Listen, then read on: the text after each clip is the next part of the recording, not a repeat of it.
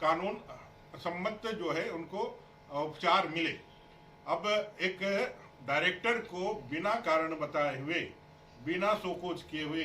बिना स्पष्टीकरण लिए हुए अगर यदि रातों रात ऐसे रिनाउंड डॉक्टर को टर्मिनेट किया जाता है, जिनके पूरे जीवन के कार्यकाल में एक भी भ्रष्टाचार का केस नहीं है उनके ऊपर, और न ही कहीं किसी प्रकार के उनके ऊपर कोई कार्रवाई हुई है, इतने बड़े बड़े संस्थाओं में रहने के बाद भी, लखनऊ में थे जब वहां से लखनऊ से इनको यहाँ लाया गया था, ऐसे कई एक बड़े बड़े संस्थाओं में यहाँ से विदेश तक में एक रिनाउंड सर्जन के रूप में पूरे देश में नाम है,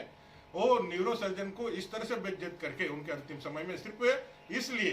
कि वो ये भ्रष्टाचारी सरकार और भ्रष्टाचारी मंत्री का मनमाफिक काम करके उनके भ्रष्टाचार की तिजोरी में अपने सिग्नेचर से झारखंड के टैक्स पेयर जनता का पैसा नहीं देना चाह रहे थे, इसलिए उनको टर्मिनेट किया गया। इसलिए जो भी महामहिम राज्यपाल और मैं केंद्र सरकार और जितने भी अथॉरिटीज है उनसे मैं आग्रह करूंगा कि इनके टर्मिनेशन का जो प्रोसेस अपनाया गया है उस पर जरूर यह दिखाए कैसे उनको टर्मिनेट किया गया बिना कारण बताए, और ये सारी चीजों की जांच हो।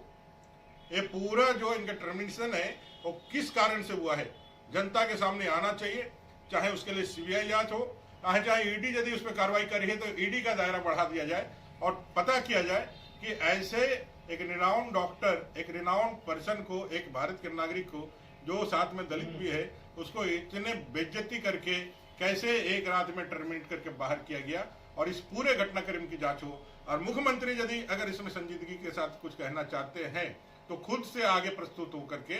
ऐसे मंत्री वो कहते हैं अनुशासनहीनता हमको बर्दाश्त नहीं। अनुशासनहीनता का एक भी उदाहरण आज तक उस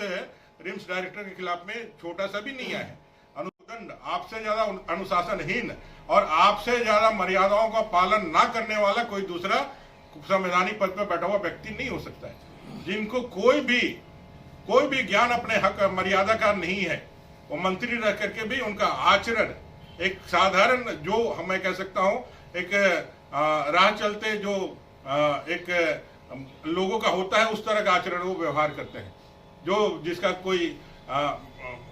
स्वभाव ही नहीं होता है। और वो कह रहे हैं कि अनुशासनहीनता के लिए हम हटा दिए। एक पैमाना होता है, आप या तो आप में यदि सोकोच करते हैं तो आपको कुछ कारण फ्रेम करना होता। ये क्या बोलते हैं भाई 28 करोड़ का पेमेंट नहीं कर रहा है इसलिए हम इसको हटा रहे हैं,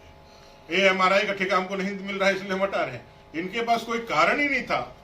क्योंकि ये सत्ता के हड़क में है, ये संविधान को नहीं मानने वाले, बाबा साहब को नहीं मानने वाले लोग हैं, जिन्होंने कभी संविधान को माना नहीं, आज भले संविधान के रोना रहते हैं। इसलिए इनको लगा कि हम कह दिए, हमारा बोली ही ऑर्डर है, और ऑर्डर को यदि नहीं माने, नेहरू गांधी परिवार के हायरकी का ये लोग है,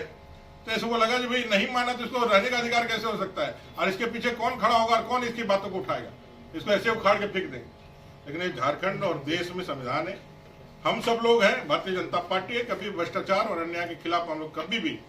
कभी भी हम लोग नतमस्तक नहीं हो सकते। हम लोग उसका बराबर राइज करते हैं, हम लोग उसके लिए लड़ाई करते हैं। और मैं मांग करता हूं अगर मुख्यमंत्री जी विदेश में यदि घूमने फिरने से थोड़ी सी सुविधा हो, यदि खालीपन मिले आपको, तो इस विषय को देखें, इस पे जांच हो। सीबीआई के मैं तो कहूंगा इस पूरे जो घोटाले और घपले के जो जिसके कारण हुआ है उसकी जांच करी जाए। मेडाल और हेल्थ मैप का क्या विषय है, कितना पेमेंट बकाया है, एजी की ऑडिट रिपोर्ट क्या है, एमआरआई का कैबिनेट के अप्रूवल जो टेंडर है वो फ्लोट होने के बाद एक क्यों इस तरह से क्यों दबाव बनाया जा रहा है, और जो सेंट्रल लैब है उसका काम क्यों रुका हुआ है, ये कुछ विषय आज